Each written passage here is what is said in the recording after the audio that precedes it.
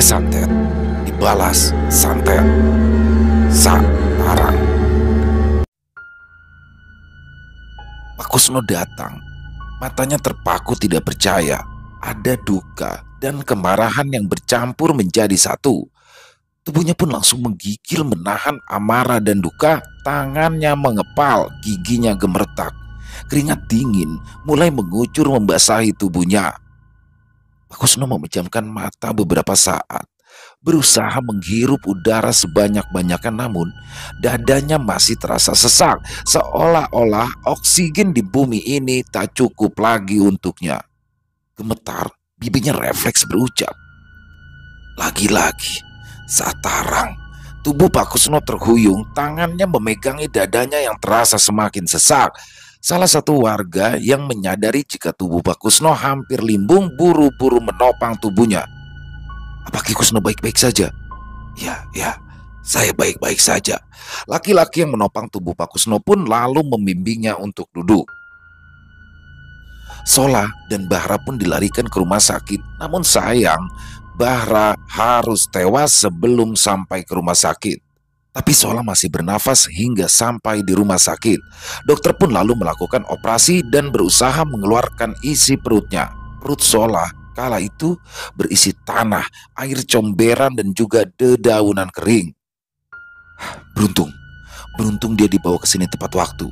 Jika tidak, kemungkinan dia tidak akan tertolong karena luka di perutnya sudah infeksi dan sudah menyebabkan pembusukan, ucap dokter menjelaskan. Pembusukan? Ya, perutnya sudah mulai ada tanda-tanda akan membusuk. Jika sampai terlambat melakukan penanganan, perutnya maka bisa meledak. Orang-orang pun hanya bisa melongo dengan ekspresi ngeri kala mendengar penuturan dari dokter. Begitulah akhirnya Sola selamat meskipun dia harus koma untuk beberapa waktu. Jamrodi yang mengetahui jika Sola masih hidup menjadi panik bercampur geram. "Apapun caranya, aku harus menghabisinya," ucapnya geram. "Kalau sampai dia buka mulut, orang-orang akan tahu rahasiaku. Aku bisa dibakar hidup-hidup oleh warga." Jamrodi masih mengomel dengan geram. Ia pun lalu menggedor pintu rumah Ki Sentono. Tok tok tok, tok tok tok. Jamrodi menggedor pintu dengan gagang parang miliknya. "Ya, tunggu sebentar." Suara Ki Sentono meminta Jamrodi untuk menunggu. Ia terdengar masih mengantuk. Tok tok tok, tok tok tok. Jamrodi kembali menggedor pintu tidak sabar. Dengan tergopoh, Ki Sentono membukakan pintu. "Membuka pintu saja lama sekali sih, Ki," rutuk Jamrodi. Ia pun langsung masuk meskipun Ki Sentono belum mempersilahkan ia untuk masuk. Ia pun langsung duduk di sebuah kursi reot yang ada di sudut ruangan. "Ada apa? Pagi-pagi seperti ini membangunkanku?" tanya Ki Sentono penasaran. "Sola masih hidup, Ki. Dokter berhasil menyelamatkannya," jawab Jamrodi geram. Ki Sentono kala itu hanya bereaksi datar. "Loh, kenapa kau terlihat santai saja, Ki?" tanya Jamrodi dengan nada kesal. "Aku sudah menduga," jawab Ki Sentono sekenanya. "Loh, apa maksudmu, Ki?" Jamrodi makin kesal. "Aku itu sudah pernah bilang, jangan membunuh lebih dari satu di tempat yang sama dan di waktu yang sama juga. Kau itu tidak pernah memperdulikan ucapanku." Ki Sentono menghela nafas berat. "Dan sekarang itu menjadi tugasmu untuk menghabisinya, atau penduduk akan tahu rahasia kita berdua." "Alah, biarkan saja, Ki. Toh dia sudah koma, tidak akan bangun." "Lalu bagaimana jika dia bangun? Kau harus cepat-cepat menghabisinya, mumpung dia masih koma. Suruh saja Satarang melakukannya." Tidak kali ini." "Loh, kenapa, Ki?" "Kau pikir aku tidak butuh istirahat, ha? Dalam 1 minggu ini, aku terus terjaga siang dan malam demi mewujudkan keinginan bejatmu itu." Demi mendengar jawaban dari Ki Sentono, Jamrodi pun menjadi berang. Ia lalu mengarahkan parangnya ke leher Ki Sentono. Ki Sentono lagi-lagi di sini hanya berekspresi datar meskipun parang milik Jamrodi telah menempel di lehernya. "Aku membayarmu sangat mahal, Ki. Berani-beraninya kau menolak keinginanku, ha? Jamrodi menekankan parangnya hingga menggores leher Ki Sentono. Tapi lagi-lagi Ki Sentono hanya menyeringai datar. Dengan gerakan yang begitu cepat, parang kini telah berubah berada di tangan Ki Sentono. Saking cepatnya gerakan Ki Sentono nyaris tak terlihat. Dan detik selanjutnya, parang di tangan Ki Sentono telah menyobek kedua kaki Jamrodi hingga ia pun jatuh berlutut sambil mengerang memegangi kedua kakinya yang sudah bersimbah darah. Sumpatnya menahan sakit. Jamrodi, jangan kau pikir karena kau sudah memberikanku uang yang tidak seberapa itu, lalu kau bisa memerintahku seenaknya. Kau harus tahu sekarang, aku mau melakukannya karena memang aku ingin melakukannya, bukan karena uangmu. Sekarang pergilah. Jika sampai kau gagal menghabisi, maka kau juga akan aku habisi. Begitu Ki Sentono menyelesaikan kalimatnya, ia pun lalu menyeret Jamrodi keluar dari rumahnya, lalu melempar parang milik Jamrodi serampangan. Kemudian ia menutup pintu rumahnya dengan kasar. Blah!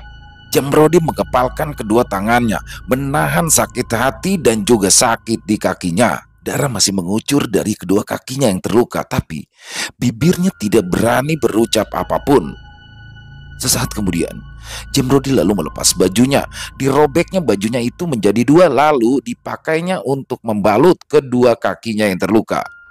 Begitu selesai ia membalut kedua kakinya, Jamrodi ngesot mengambil parangnya. Dia pun lalu meninggalkan rumah Ki Sentono dengan terus mengesot. Ya, kakinya tidak mampu lagi menyangga tubuhnya. Ketika berpapasan dengan warga, barulah ia mendapat pertolongan. Jamrodi lalu dibawa ke rumah mantri kesehatan. Lukanya dijahit. Saat pulang, ia pun harus menggunakan jagrak. Bagaimana kau bisa terluka? Tanya Karjo, salah satu warga yang mengantarnya. Aku terjatuh. Tidak sengaja parangku menancap di kakiku, jawab Jamrodi berbohong. Loh, bagaimana bisa dua kaki sekaligus? Tanya Satiman, warga yang lain yang juga mengantarnya. Ya, tadinya cuma kaki kiri saja, tapi aku berusaha berdiri dengan bantuan parang lalu melangkah. Baru berjalan berapa langkah, aku tersandung kembali jatuh, lalu parangku mengenai kakiku yang lain. Ya, Jamrodi memang pandai sekali berbohong, sehingga begitu mudah baginya untuk mengarang sebuah cerita. Karjo dan Satiman hanya manggut-manggut kala mendengar jawaban dari Jamrodi. Sepanjang jalan, Jamrodi pun berpikir keras bagaimana caranya dia untuk menghabisi Sola. Aku mesti melakukannya dengan tanganku sendiri, ucapnya geram. Tanpa sadar, Karjo dan Satiman menatap bingung. Hampir bersamaan bibir mereka berdua berucap, "Loh, apa maksudnya, Kang? Apa yang akan kau lakukan?" Jamrodi pun gelagapan kala menyadari bahwa dia telah keceplosan.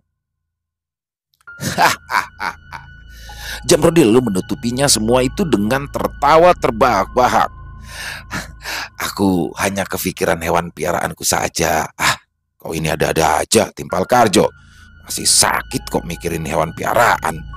Dalam hatinya, ia tidak percaya dengan ucapan Jamrodi tadi. Meski ucapannya seolah mempercayai ucapan Jamrodi tadi, tapi ada siluet panik di bola matanya yang tak dapat ia sembunyikan.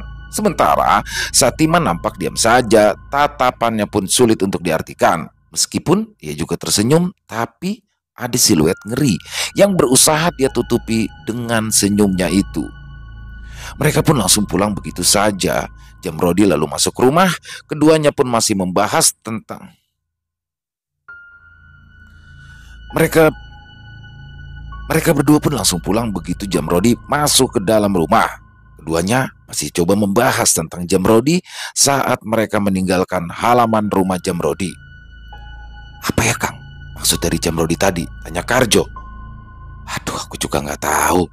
Tapi ada yang cerita, sebelum Bara meninggal, Jamrodi itu sempat berkelahi dengan Sola dan Bara. Jawab Satiman, suaranya pelan, nyaris berbisik. Loh, siapa yang cerita, Kang? Tanya Karjo penasaran. Shh, jangan keras-keras. Nanti ada yang dengar. Itu artinya nyawa kita juga dalam bahaya. Belum lagi saat Iman menyelesaikan kalimatnya, Karyo pun menyela, keduanya pun langsung tercekat seolah menyadari bahaya yang sedang mengincar mereka. Setelah itu, keduanya pun melangkah dalam diam, dicekam kengerian oleh spekulasi sendiri hingga sampai rumah masing-masing mereka tidak saling berbicara. Jamrodi yang terpaksa mesti menuruti perintah Ki Sentono ke rumah sakit tempat Sola dirawat hari itu juga. Pertama-tama yang ia lakukan adalah mengamati keadaan lalu menelisik segala kemungkinan demi melancarkan rencananya untuk menghabisi Sola. Kakinya yang masih memakai penyangga itu justru menguntungkan baginya karena orang-orang akan mengira jika ia adalah salah satu pasien di rumah sakit itu hingga ia bisa bergerak dengan leluasa. Sola pun mengendap-endap di sekitaran kamar tempat Sola dirawat, mencoba menghitung setiap berapa jam dokter datang atau perawat yang masuk ke dalam kamar Sola. Dia juga berupaya mencari cara agar ia mudah masuk ke dalam kamar Sola. Bisa saja aku datang sebagai pengunjung dan bilang bahwa aku tetangga dekatnya yang ingin menjenguk. Tapi itu artinya aku akan meninggalkan jejak. Jamrodi masih menimbang-nimbang kemungkinan termudah dan terbaik untuk ia dapat masuk ke kamar Sola. Sepertinya menyelinap adalah hal terbaik. Menjelang dini hari aku akan lakukan. Karena saat itu petugas jaga pasti sedang terkantuk-kantuk. Jadi aku mungkin akan lebih mudah masuk kamar Sola. Jamrodi pun sudah menemukan celah terbaik untuk melancarkan aksinya. Aku hanya perlu mencabut peralatan medis yang membuatnya tetap bernafas. Jamrodi tersenyum licik penuh kemenangan. Setelah Sola mampus, aku tidak perlu khawatir lagi. Dan aku akan bisa hidup tenang dan berpura-pura seolah-olah tidak pernah terjadi sesuatu. Ya, manusia biadab seperti Jamrodi ini menganggap jika nyawa manusia itu tiada harganya. Ia menghilangkan nyawa hanya untuk kepuasan bagai lalat yang membuat kesalahan kecil pada manusia karena menghisap sedikit darah demi menyambung hidup tapi mesti menerima kematian dengan cara mengenaskan. Seperti yang sudah ia rencanakan, Jamrodi pun lalu mengendap-endap mulai memasuki kamar Sola. Tekadnya sudah bulat malam itu, Sola mesti mati. Sebelum masuk ke dalam kamar Sola, ia pun menatap beberapa kali ke meja tempat para medis berjaga. Sesekali ia pun juga mengintip Sola yang masih terbaring bagai mayat, sementara alat-alat medis terhubung dengan tubuhnya yang ringkih. Setelah Jamrodi yakin jika tidak ada yang melihat, dalam satu gerakan yang sangat cepat Jamrodi pun masuk ke dalam kamar Sola.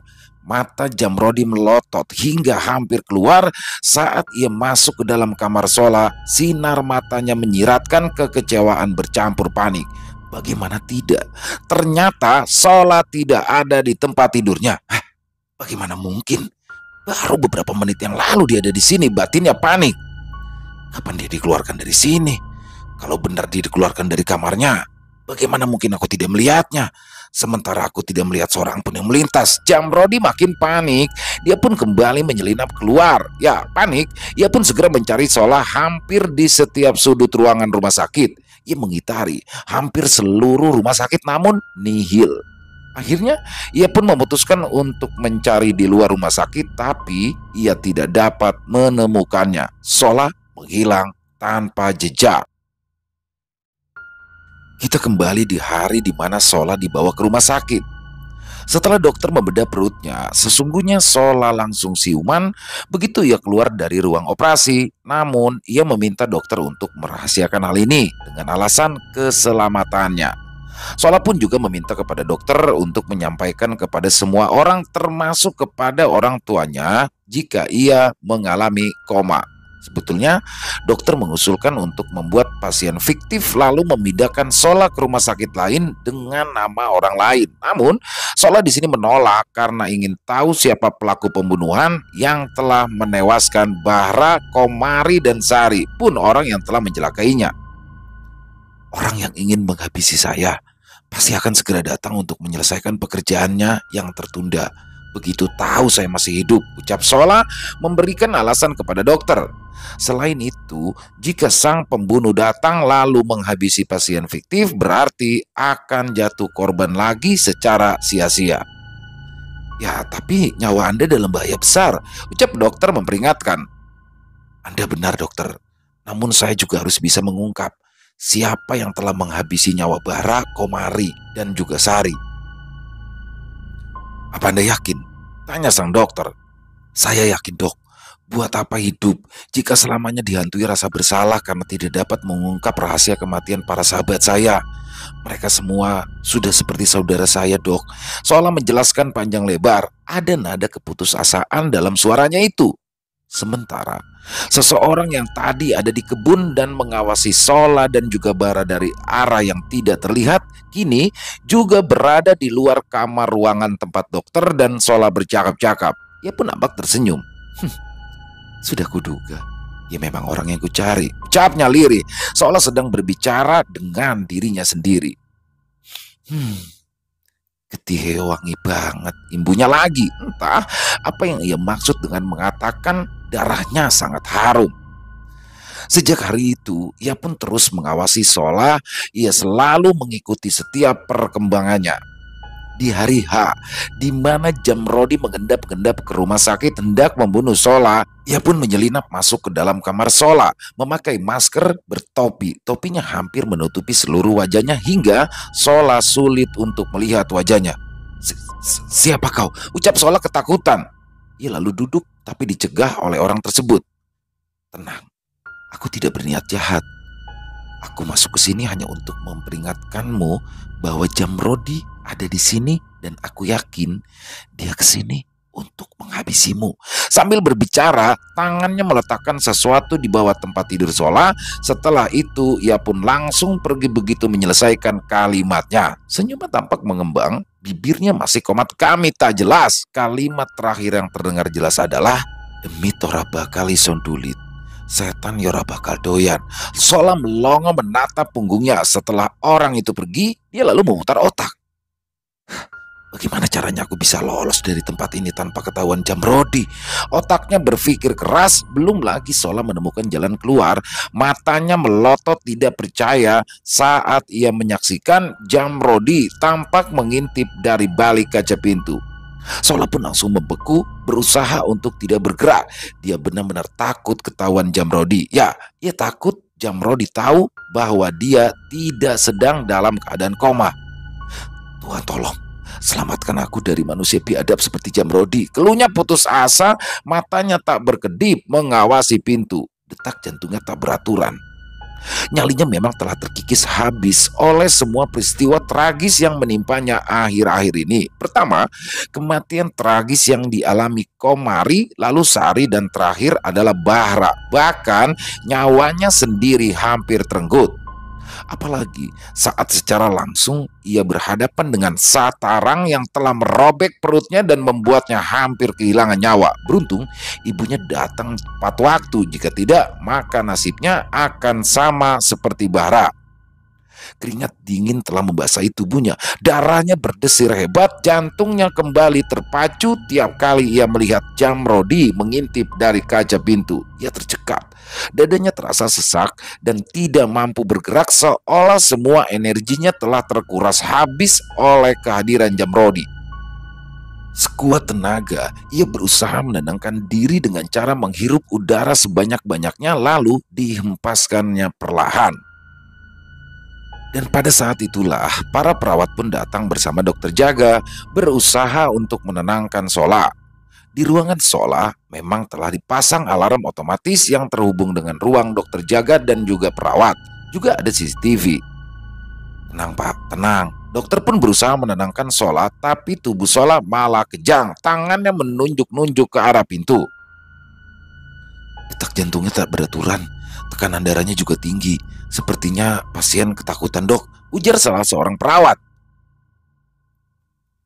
Sola pun baru bisa tenang setelah dokter memberikannya suntikan. Tubuhnya pun langsung lemas. Beberapa saat kemudian ia pun terlelap. Suster, sebenarnya apa yang sesungguhnya terjadi padanya? Aduh, saya kurang tahu dok. Apa dia menerima pengunjung hari ini? Tidak dok.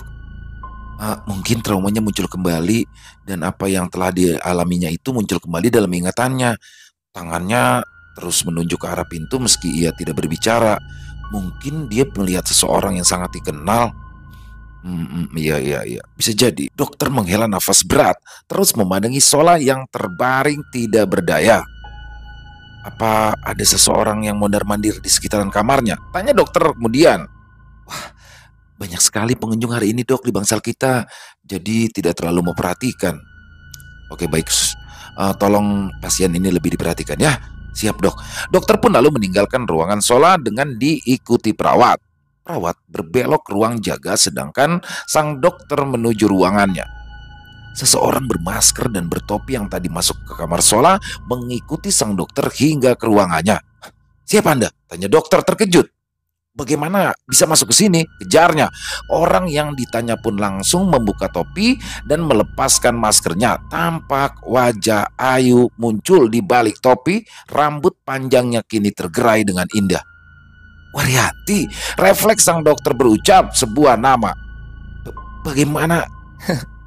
Tenang, aku tidak memiliki niat jahat kok mas. Meski mungkin kau menganggap diriku bajingan, tapi aku hanya berniat menyelamatkan pasienmu. Pasienku? Iya, pasien di kamar 309 yang kau nyatakan koma. Apa maumu? Aku yakin kau menginginkan sesuatu darinya. Tentu saja, tidak ada yang gratis di dunia ini. Tapi mas tidak perlu khawatir, karena kali ini tujuan kita sama, yaitu menyelamatkannya. Dokter menatap tajam perempuan yang disebutnya Waryanti, mencoba menyelami ucapan perempuan cantik di hadapannya. Kalau kau tidak percaya, ayo, mari, kutunjukkan sesuatu. Waryanti pun langsung keluar. Begitu ia menyelesaikan kalimatnya, ia pun langsung menuju ke ruang kendali. Dokter terpaksa mengikutinya. Waryanti lalu menunjukkan rekaman CCTV selama 1 jam sebelumnya. Ya, rekaman CCTV itu menunjukkan segala tingkah pola Jamrodi. Dia itu bernama Jamrodi dan dia bekerja sama dengan iblis untuk menghabisi mangsanya. Nah, pasienmu yang bernama Sola itu selamat karena aku menyelamatkannya. Jika tidak, dia juga sudah mampus seperti sahabatnya. Sang dokter masih nampak ragu. Apa kau masih tidak percaya dengan ucapanku? Kau pikir bagaimana seseorang bisa menelan air comberan dan dedaunan kering? Mau bunuh diri. Dokter masih menatap perempuan di hadapannya. Ia bingung. Kau juga lihat kan? Perutnya sobek karena kuku-kuku tajam. Kau pikir apa itu pekerjaan manusia? Sudahlah, katakan apa yang kau perlukan dariku untuk menyelamatkannya. Tidak banyak. Kau hanya perlu mengubah angka 9 yang ada di pintu kamar Sola dengan angka 6 tanpa harus diketahui Jamrodi. Apapun caranya, lalu menyiapkan kamar yang sama persis dengan kamar Sola yang sekarang. Mesti kau buat seolah sedang ada pasien yang juga koma di sana. Selebihnya, perempuan itu mendekat ke telinga dokter lalu berbisik di telinganya. Mata sang dokter melotot sampai hampir keluar demi mendengar kalimat demi kalimat yang diucapkan Waryanti. Baiklah, aku setuju, ucap sang dokter kemudian. Waryanti pun lalu keluar dari ruangan dengan senyum penuh kemenangan. Jamrodi yang masih mondar-mandir di sekitaran kamar pun tiba-tiba diusir oleh petugas kebersihan. Silakan keluar pak, ruangan akan disterilkan. Nanti jika kami sudah selesai, bapak boleh masuk lagi.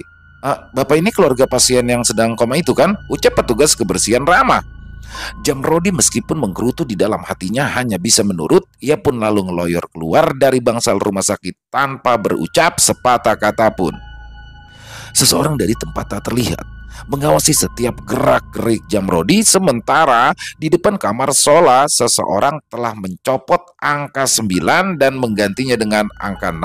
Sementara 2 kamar setelah kamar Sola, tim medis menyiapkan sebuah kamar persis seperti kamar Sola. Di depan pintu seseorang mencopot angka 6 dan menggantinya dengan angka 9. Semua pekerjaan itu dilakukan dengan sangat cepat. Setelah itu, dokter spesialis pun memeriksa hasilnya. Dia tampak tersenyum puas. Petugas kebersihan yang tadi berbicara dengan Jamrodi pun juga ada bersamanya. Katakan padanya untuk kembali ke dalam, tapi ingat, Jangan sampai ia masuk ke dalam kamar Sola. Giring dia untuk masuk ke kamar fiktif yang sudah disiapkan. Siap dokter.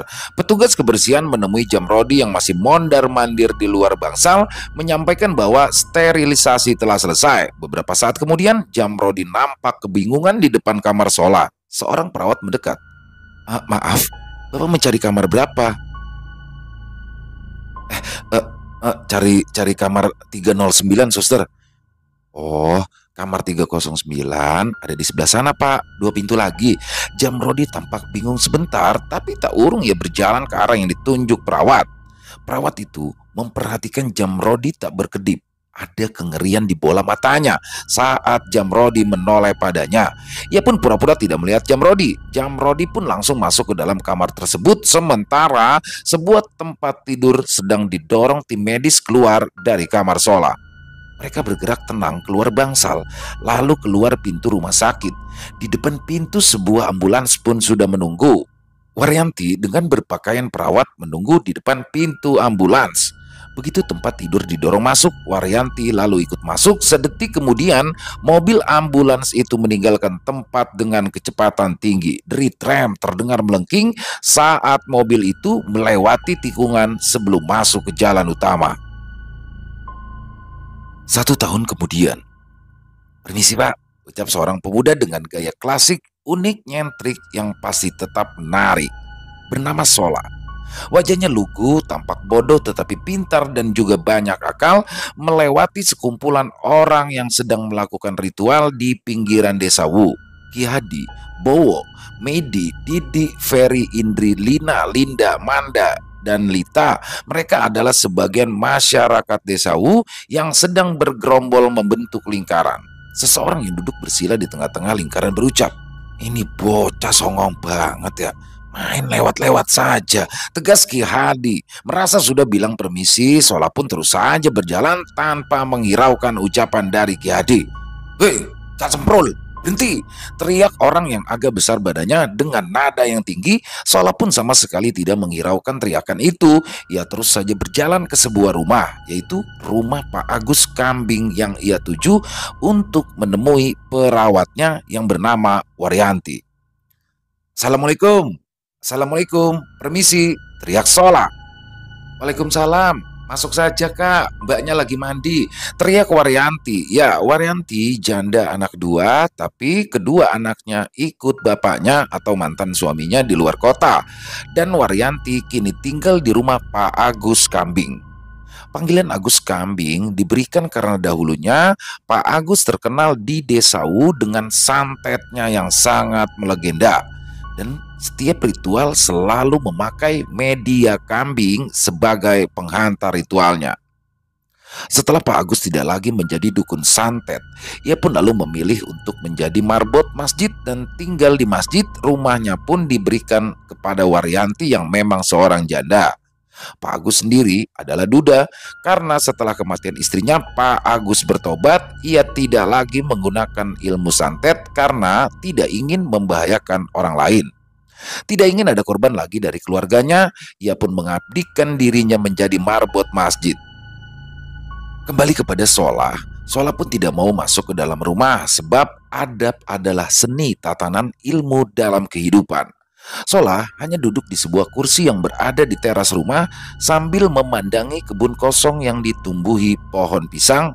Sembari menyalakan rokok, pikiran Sola menerawang jauh.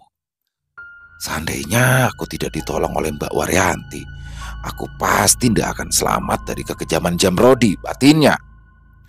Gusti Allah memang selalu punya 1000 cara untuk menyelamatkan umatnya yang memang ingin diselamatkan.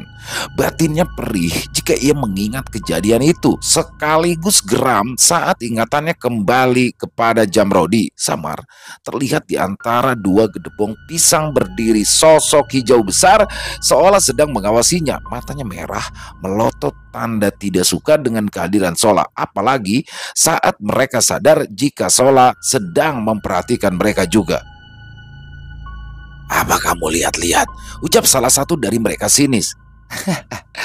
"Kamu itu buto ijo yang kemarin sudah dikalahkan sama Mbak Waryanti kan? Alih-alih menjawab pertanyaan sang buto ijo, Sola malah balik bertanya lantang. Sosok buto ijo itu pun hanya diam saja, sesaat kemudian tiba-tiba menunjuk Sola sambil memberikan ancaman. "Awas kau, tunggu hari apesmu," ucap buto ijo itu sembari berbalik badan lalu menghilang dalam kegelapan malam. "Sudah kalah, pakai ngancam-ngancam lagi," ucap Sola dengan santuinya sambil menghisap rokok. Asap rokok pun keluar dari mulutnya, kemudian dari hidung menyusul. Beberapa detik kemudian, ia pun lalu mengeluarkan botol air mineral dari dalam tasnya dan ia taruh di sampingnya. Tiba-tiba, Waryanti pun lalu duduk di sebelahnya sambil mengeringkan rambut dengan handuk kecil. "Sudah makan, Kak?" Sola kaget lalu ia menggeser posisi tubuhnya karena ia duduk di kursi panjang, Waryanti duduk mendesak tubuhnya. "Tentu belum, Mbak." Plak! Sebuah tamparan mendarat di pipi Sola. "Ngomong apa?" tanya Waryanti berang. "Tentu belum, Mbak. Tentu, bukan itu," jelasnya sembari mengusap pipinya. Memang agak keras tamparannya. Wajah Waryanti tampak merah padam, tapi berusaha ia tutupi dengan terus pura-pura mengeringkan rambutnya yang panjang. Sola memandanginya tak berkedip. Semok juga badannya, bodinya bagus. Pantes, walau sudah setengah tua masih cantik. Dia pinter milih baju. Pikiran kotor Sola mulai merasuki otaknya yang mesum. "Pikir aja terus, mumpung gratis. Emang kamu pikir aku mau sama kamu?" ucap Mbak Waryanti ketus membuat Sola gelagapan tak bisa berkata apa-apa, hanya bisa menahan malu. Namun Sola pun berusaha menyembunyikannya. Ya, biasa malu-maluin. Jadi kalau cuma ucapan seperti itu tidak akan membuat Sola sakit hati. Dablek. "Jadi kamu kesini itu hanya ingin ketemu aku atau ingin menyelidiki kematian Sari dan juga Komari?" tanya Mbak Waryanti. Saya pengen tahu, Mbak, jenis santet apa yang sudah menghabisi mereka, Komari dan Sari. Kok kayaknya ampuh banget ya?" "Santet lawannya santet. Di desaku semua jenis santet ada kok. Di desa ini semuanya menguasai santet," jawab Waryanti menjelaskan. "Loh, apa ya, Mbak? Loh, di sini semua ramah-ramah loh warganya, sopan-sopan," balas Sola tak percaya dengan ucapan Waryanti. "Kamu tadi ngelewatin rombongan orang yang sedang melakukan ritual?" tanya Waryanti. "Loh, iya, Mbak," sahutnya cepat. "Dua diantaranya pasti warga sini dan yang lain adalah orang jauh yang sedang ingin menyantet atau mereka sengaja belajar ilmu santet. Biasanya seperti itu ya, kayak kamu kesini karena ingin mengetahui jenis-jenis santet, maka sebagai perawat atau pelatihmu ya aku pun sudah mendaftarkan kamu kepada ketua dukun yang biasa dipanggil Dedengkot atau sesepuh. Nah, Dedengkot itu memiliki wewenang menolak atau mengizinkan warga menerima murid dan mengajarkan ilmu santet. Nah, Dedengkot itu akan memberikan arahan tentang peraturan dari kesepakatan dan mufakat dari hasil rapat yang telah disepakati bersama-sama. Setiap pemilik keahlian santet sebelumnya akan didata oleh Dedengkot. Setiap mereka mengeluarkan mantra untuk korbannya dan jenis santetnya apa yang bertujuan agar kelak ketika sedang menjalankan tugas menyantet dan ada lawan yang seimbang dan terjadi pertumpahan darah dan kalah, Dedengkot itu bisa menyuruh yang lainnya agar membantu. Begitu loh, Mas. Waryanti menerangkan panjang lebar dengan seksama. "Walah, pakai didata juga toh, Mbak?" Sola nyeletuk. Waryanti pun tidak menggubris ucapan Sola. Ia pun langsung berdiri kemudian masuk ke rumah. Lagi-lagi Sola memandangi tubuh Waryanti. Asu masih kenceng. Wah, enak banget mesti, pikir Sola mulai kemana-mana. Ya, Sola memang tidak akan pernah bisa lepas dari hal-hal yang berbau kotor. Keluar lagi, Waryanti dengan tangan memegang sesuatu. "Bawa ini, berikan kepada siapapun yang kamu suka, asal lelaki. Jangan pernah kamu berikan kepada wanita. Sebab di desa Wu ini, wanita adalah lambang kehormatan. Sana, berangkat, dan cepat kembali. Niti pulang bawain hansaplas yang besar," tegas Waryanti. Sola yang patuh dengan perawatnya itu pun lalu meraih sesuatu yang digenggam oleh Waryanti. Ternyata kembang kantil yang ditusuk dengan jarum pentul. "Ingat, berikan kepada siapapun yang kau inginkan. Itu akan menjadi sebuah pengalaman baru untukmu sekalian mengasah kemampuanmu. Tidak berbahaya, akan tetapi tetap waspada. Pesan Waryanti. Sola pun lalu pergi meninggalkan rumah Waryanti, berjalan santai sampai di tempat ia berpapasan dengan rombongan yang di awal tadi. Pak, ini ada titipan, tegas Sola sembari menggenggam tangannya lalu menyodorkan kepada seseorang. Jangan saya, jangan saya. Saya tamu di sini. Berikan kepada Pak Hadi saja yang asli orang sini. Orang itu berusaha menolak. Terima Di, jangan takut, tegas salah satu temannya sambil memandang tajam ke arah laki-laki yang disebut Di. Lelaki tersebut pun hanya diam kemudian melihat ke arah teman-temannya. Terima enggak, ucapnya. Terima, bentak Bowo. Ya, ia adalah perawat beberapa orang yang ada di sana. Ragu-ragu, laki-laki yang disebut Di menerima kembang kantil dari tangan Sola. Setelah bunga kantil diterima, perkenalkan, namaku Hadi dan ini temanku Bowo. Mereka semua adalah orang-orang yang kita bimbing. Jadi perkenalkan siapa namamu dan siapa perawatmu, tegas Hadi. Perkenalkan, nama saya Sola dan perawat saya Mbak Waryanti, ucap Sola memperkenalkan diri. Baik, sampaikan salamku kepada Waryanti. Ingat, ini hanya sebagai ajang saling mengenal. Kita gunakan sapranak untuk bertarung di malam Ahad, ucap Hadi. Jangan sapranak, pakai satarang saja. Jangan libatkan keluarga. Ini hanya ajang perkenalan. Bowo dengan tegas menolak, dengan keras memperingatkan Hadi. Wajah Sola pun langsung berubah bias saat ia mendengar kata satarang disebut. Ya, ia yang telah pernah merasakan kekejaman dari satarang nyalinya langsung menjadi ciut. Waduh, kalau satarang saja bisa sekejam itu, bagaimana dengan sapranak, batinnya? Satarang saja dulu, sana pulang, katakan sama Waryanti, ucap Hadi. Tanpa diperintah dua kali, Sola pun langsung pamit. Kemudian ia berjalan melintasi samping mereka. Sampai di warung, ia pun lalu membeli Hansaplas. Hansaplasnya yang besar Bu, satu, ucap Sola, berusaha setenang mungkin meskipun pikirannya menjadi tidak karuan. Duh, gak ada yang besar Mas, Hansaplasnya mas segini semua, ucap Bu Warung dengan menunjukkan Hansaplas. Ya udah Bu, 10 Bu, pinta Sola. Setelah menerima 10 lembar Hansaplas dan membayar, Sola pun lalu kembali pulang ke rumah Waryanti. Mbak Waryanti, teriak Sola lantang. Risik, masuk aja, aku lagi bikin kopi, balas Waryanti. Sola pun menuruti perintah dari Waryanti, masuk ke rumah dan duduk di sebuah kursi. Ingatan Sola kembali kepada percakapan Pak Hadi dan Pak Bowo. Satarang, sapranak. Entahlah, ada sesuatu yang mencengkram nyalinya ketika kata satarang kembali merasuki ingatannya. Mungkin trauma dari kekejaman satarang terhadap dirinya kembali muncul. Tubuhnya kembali menggigil, jantungnya berdetak kencang, menggedor dadanya. Keringat dingin mengucur sebesar biji jagung mulai membasahi tubuhnya. Jeder! Suara petir tiba-tiba saja menghajar pohon randu yang ada di depan rumah Waryanti. Sola kaget seketika, detak jantungnya berdetak lebih kencang dari sebelumnya. Kengerian semakin menguasai Sola. Detak jantungnya kini semakin terasa menggedor dadanya. Pucuk pohon randu terbakar membara.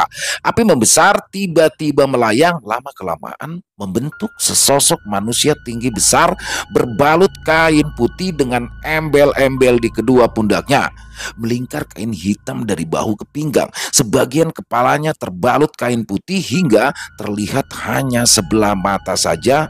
Nampak warna merah memercak di sebagian tubuhnya. Bercak merah menutupi kain putih yang dipakainya. Tubuh besarnya pun berangsur mengecil hingga menjadi seukuran manusia biasa. Mata Sola melotot ngeri menyaksikan semua itu. Jangan dilihat, ucap Waryanti dengan sigap, tangannya menarik lengan Sola masuk ke ruang tengah. Lalu Waryanti kembali ke ruang tengah untuk menutup pintu. Suara petir kembali menyambar. Tok tok tok. Tok tok tok, suara pintu diketuk dengan keras. Sudah, masuk ke kamar. Jangan keluar apapun yang terjadi, bentak Waryanti sambil mendorong tubuh Sola ke dalam kamar. Pintu kamar ditutup dari luar. Terdengar suara gemuruh angin menerpa atap rumah. Gemuruh angin itu mengitari rumah, mengelilingi beberapa kali. Lalu terdengar suara gedoran dari luar. Entah digedor atau ditendang. Lalu ceklek. Pintu kamar terbuka pelan, terlihat Waryanti bergegas masuk. Jangan berdiri seperti wayang, berbaring, bentak Waryanti.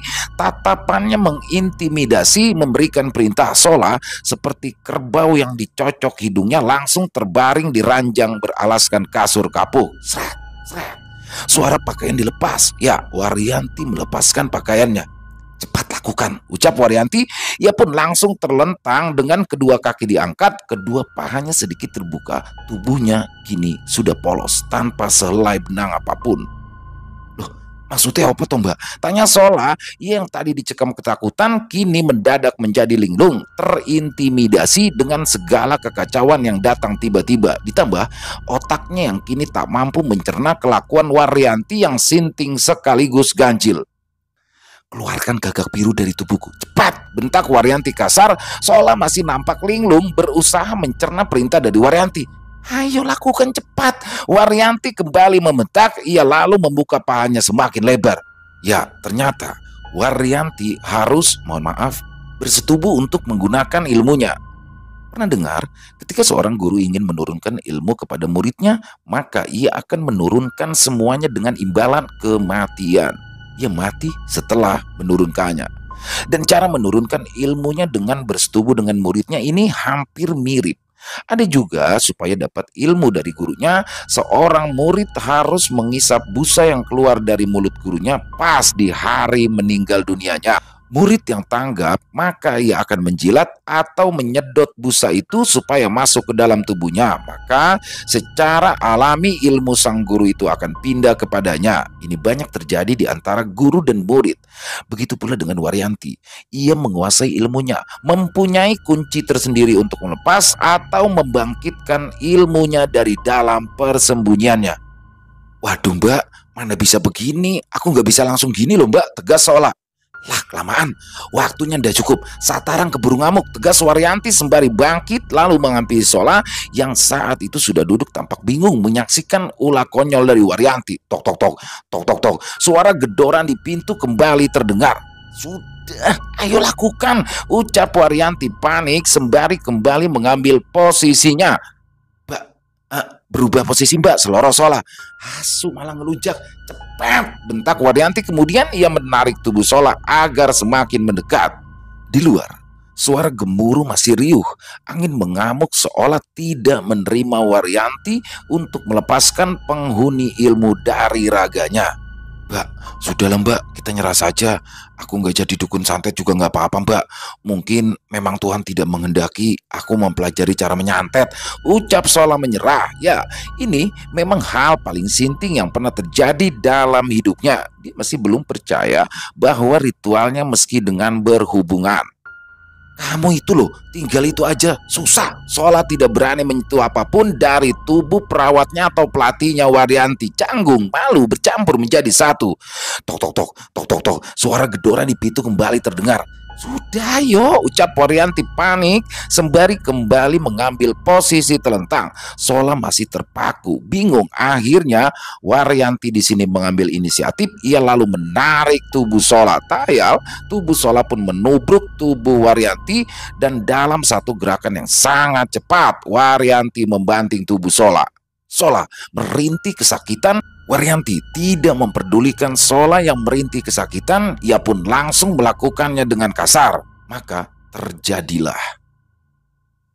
Mata Sola melotot seolah tidak percaya. Bibirnya melongo saat tiba-tiba saja Waryanti yang sebelumnya cantik jelita kini berubah mengerikan. Mulutnya perlahan muncul paruh, punggungnya muncul sayap. Waryanti mengerang memuaskan nafsunya dan bersama dengan itu perubahan atas dirinya menjadi semakin jelas. Sola yang ketakutan pun terkulai pingsan.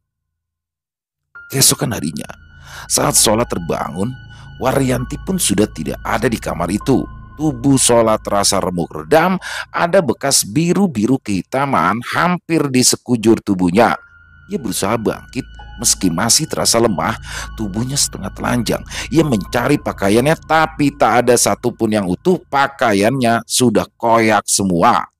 Semalam, pertempuran demi pertempuran di atas ranjang terus berlangsung. Begitu pula pertempuran antar sesama orang yang belajar ilmu santet antara kubu Waryanti dan juga kubu Hadi serta Bowo. Di keesokan harinya, Sola pun tak bisa menemukan keberadaan Waryanti di rumah itu. Pada awalnya, Sola mengira jika Waryanti hanya sedang keluar rumah sebentar. Dan saat hari berlalu dan berganti malam, Waryanti tidak kembali. Sola terus mencarinya hingga pagi kembali menjelang. Sola pun tidak dapat menemukan keberadaan dari Waryanti. Sola masih terus mencari sehari, 2 hari, 1 minggu, hingga tak terasa 1 bulan telah berlalu. Sola masih terus mencari keberadaan dari Waryanti hingga keluar daerah. Dan saat mencari keberadaan Waryanti itulah Sola tanpa sengaja bertemu dengan Mbah Waria, Ayu, dan juga Gendis di kampung yang sangat jauh dari desa Wu. Dan sejak saat itulah Sola pun akhirnya sering berkunjung ke tempat Mbah Waria, tapi atas permintaan dari Mbah Waria juga demi keselamatan Ayu dan Gendis, keberadaan mereka semua tetap dirahasiakan. Dan pada akhirnya Sola pun memutuskan untuk mempergunakan ilmu yang telah dipelajarinya untuk membalas semua perbuatan Jamrodi. Dan saat kisah ini dibagikan, Jamrodi masih terbaring di atas tempat tidur. Menurut keterangan dokter, Jamrodi terkena stroke hingga ia menjadi lumpuh tak bisa bangun dari tempat tidur. Padahal di luar sana, Sola sedang tersenyum penuh kemenangan. Selesai. Wow, luar biasa. Kisah dari Nasura 2101 Satarang akhirnya menemui endingnya ya. Jadi saya pribadi juga tidak menyangka tuh jika di Satarang yang pertama itu dahsyatnya santet dari tanah Jawa itu animonya begitu besar. Jadi begini ya, yang kisah kemarin kan banyak yang komplain tuh di komentar-komentar, apa namanya, gantung segala macam. Tapi memang itu belum usai dan disinilah endingnya. Jadi bukan tidak usai tapi belum ya, dan di sini adalah endingnya. Jadi memang setelah itu up ternyata animonya begitu besar, saya pun mencoba komunikasi dengan Nasura 2101 dan alhamdulillah akhirnya diselesaikan kisahnya di sini dan cukup luar biasa. Dan mohon maaf ya apabila tadi ada sedikit kata-kata mungkin yang kurang sopan, dan itu memang sudah saya coba sehalus mungkin ya untuk bisa dibawakan di sini. Dan overall kisahnya keren banget. Jadi sedikit bocoran ya, kisah Satarang ini memang ditulis kolaborasi antara dua penulis hebat, yaitu Nasura 2101 dengan Iblis Katon. Jadi ini adalah kolaborasi dua penulis hebat yang melahirkan karya Satarang, yang mana pada awalnya Satarang ini akan diikutkan lomba di Kaskus ya, tapi karena ada beberapa hal yang tidak berkenan dari pihak penulis akhirnya tidak jadi. Jadi emang keren banget dan sudah saya lihat ya, memang penasaran banget pengen bawainnya. Dan untuk di sini di akhirnya tidak menggantung ya, kami jelaskan. Ini tidak menggantung, tapi apabila memang yang penting kan intinya dari Jamrodinya sudah terkuak ya. Dan sosok misterius yang pada Satarang 1 itu akhirnya terkuak, yaitu Waryanti. Jadi di sini Waryanti adalah sosok misterius yang mengawasi, yang mana Waryanti di sini ternyata adalah seorang dukun santet yang memang ingin mencari pewaris dari ilmu santetnya tersebut. Dan luar biasa, intinya keren banget, overall kisahnya keren dan semoga bisa menghibur para teman-teman, para pecinta penikmat horor, lebih khususnya kepada para subscriber dari channel Ilo Bercerita. Dan sangat berharap saya ya, jadi untuk kisahnya ini, Mas Solanya ini, petualangan Mas Solanya ini ada kelanjutannya, karena setelah tragedi di malam itu Mas Sola ini sudah menguasai ilmu-ilmu santetnya. Jadi seperti kayak diturunkan gitu ya. Dan penasaran juga sih apa yang terjadi dengan Waryanti, karena Waryanti menghilang begitu saja tanpa jejak. Dan intinya untuk teman-teman ya, untuk Jamrodinya sudah memang kayaknya mungkin sengaja ya Sola tidak langsung menghabisinya, jadi dibikin menderita sengsara. Dan sekali lagi ya, kami tidak ingin menyinggung pihak manapun. Kisah tadi adalah hiburan semata. Walaupun memang kisah ini diangkat dari kisah nyata dari pengalaman Mas Katon sendiri yang secara apik itu sudah ditulis oleh Nasura 2101. Dan kita ambil hikmah baiknya saja, yang buruknya dibuang. Jadi jika memang tidak ada yang baik ya sudah, tidak usah diambil. Tapi yang pasti dendam tidak akan pernah menghasilkan sesuatu yang baik. Jadi apalagi santet berbalas santet ya. Kalau pribadi saya sih tidak setuju ya, tapi ya memang orang masing-masing memiliki jalan hidupnya masing-masing. Tapi sekali lagi, mari kita ambil sisi baiknya saja dan buang yang buruk-buruknya.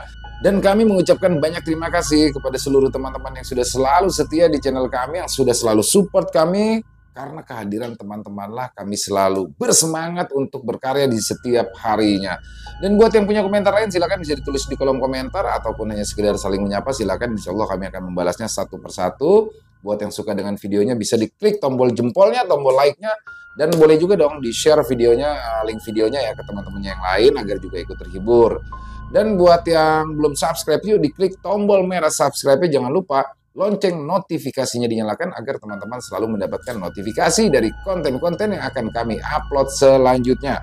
Buat teman-teman mungkin yang punya kisah horor yang berdasarkan kisah nyata dari pengalaman pribadi, apabila mungkin memang berkenan dibawakan di channel kami, silakan bisa dikirimkannya ke nomor telepon kami yang ada di bawah sini. Bebas ya, dalam bentuk tulisan boleh, dalam bentuk rekaman suara, audio boleh, senyamannya teman-teman aja. Buat yang sudah mengirimkan kami ucapkan terima kasih. Dan di akhir kata, saya Ilo mengucapkan permohonan maaf apabila mungkin ada kata-kata saya yang salah atau mungkin ada kata-kata saya yang kurang berkenan. Saya mohon dibukakan pintu maaf yang seluas-luasnya karena saya hanyalah manusia biasa, tempatnya salah dan dosa. Dan sampai berjumpa lagi di konten-konten kami selanjutnya yang pasti tidak kalah serunya, pasti tidak kalah horornya. Masih bersama saya Ilo di channel Ilo Bercerita. Salam sehat, sukses selalu untuk kita semua. Amin amin ya robbal alamin. Wassalamualaikum warahmatullahi wabarakatuh.